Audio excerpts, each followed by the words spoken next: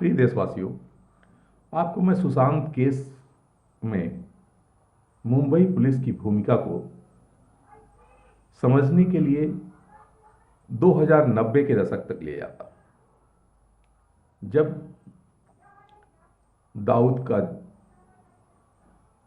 पूरा प्रभाव मुंबई में था और उसके कहने पर ही कोई फिल्म निर्देशक किसी एक्टर को अपने फिल्मों में ले सकता था। अगर वो नहीं चाहे तो किस हीरोइन को, किस हीरो को लेना है, ये संभव नहीं था उनको निर्धारित कर।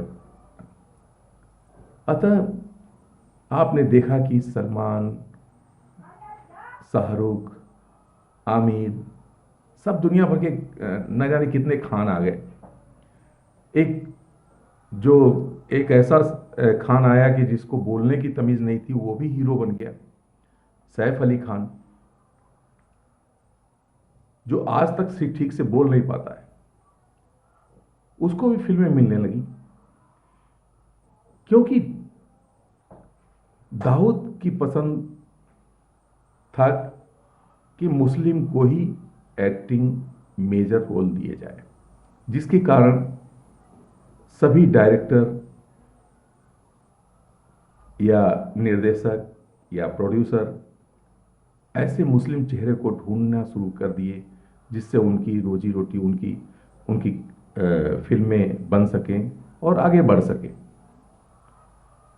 इसी कड़ी में सभी चारों तरफ सभी फिल्में आप देखें, जो बड़ी बड़ी फिल्में थी, बड़े बड़े बैनर थे, वो सब इन मुस्लिम अभिनेताओं को मिलने लगे।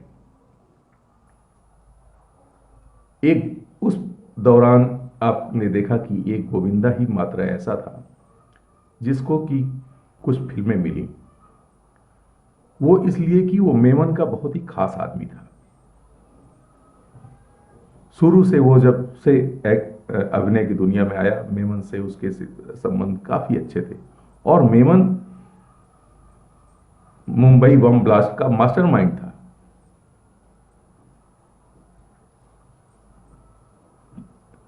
भिलाड़ एक गुजरात में जगह है जहां पर मेमन का केंद्र था। वहां से गाड़ियों में भर भर करके, वहां पे ही आरडीएक्स लैंड हुआ और वहां से गाड़ियों में भर करके मुंबई गया। उनकी गाड़ियों को पुलिस ने रोका नहीं, क्योंकि पुलिस में उनकी इतनी पैठ थी कि उनको कोई बोल नहीं सकता था। उन्होंने पूरी तरीके से प्लान किया पूरे मुंबई को दहलाने के लिए और हर जगह बम ब्लास्ट किए, हजारों लोग मारे गए। कोई इन्वेस्टिगेशन बराबर ठीक से नहीं हुआ। यही नहीं, आज तक मुंबई पुलिस की इतनी हिम्मत नहीं हुई कि आज तक दाऊद के प्रॉपर्टीज को कुर्क किया जा सके, उनको जमींदोज किया जा सके। उन पर हाथ लगाने की हिम्मत आज भी कोई नहीं करता है, क्योंकि बहुत सारे पाले हुए कुत्ते मुंबई में दाऊद के हैं, जो पुलिस और जुडिशरी से लेकर के सभी पर अंकुश लगाए हुए हैं। आपने देखा 26/11 जो बहुत बड़ी बातें की जाती है, किस तरीके से कसाव वाले मामले में किस तरीके से इतने सारे लोग शिप से घुस करके हर बड़े बड़े होटलों में चले गए, पुलिस को कहीं खबर नहीं लगी और उन्होंने मारना शुरू किया। पुलिस उस समय तक हिंदू आतंकवाद का एक, जिस तरह सुल्तान केस में एक नई थ्योरी गढ़ने की कोशिश हो रही है, वैसे हिंदू आतंकवाद गढ़ने की कोशिश हो रही थी, किसी के इशारे पर, किसी के कहने पर, किसी के एजेंडे में शामिल होकर के, या आईएसआई के लिए काम कर रही थी।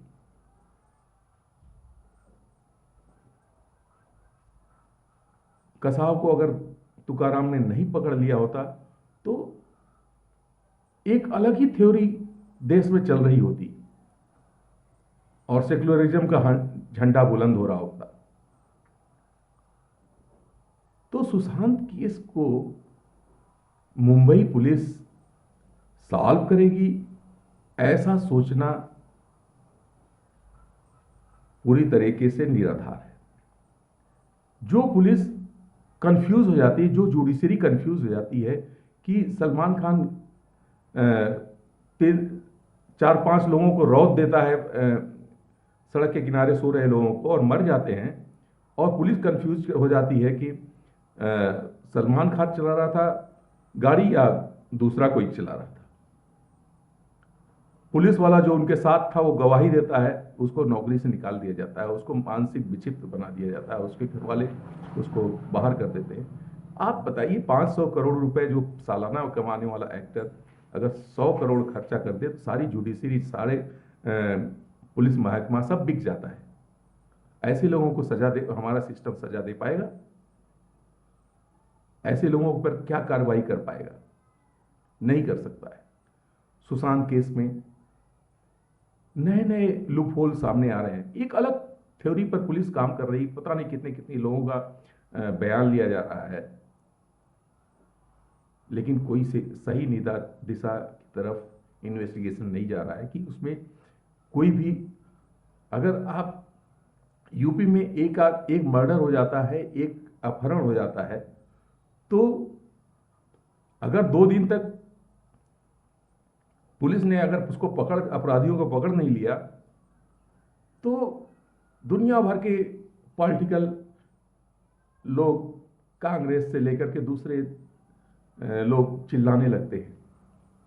आज 44 दिन के बाद भी, 45 दिन के बाद भी पुलिस का इन्वेस्टिगेशन जीरो है। आपने एक भी ऐसे जगह पर आप नहीं पहुंचे हैं जिससे आपको सही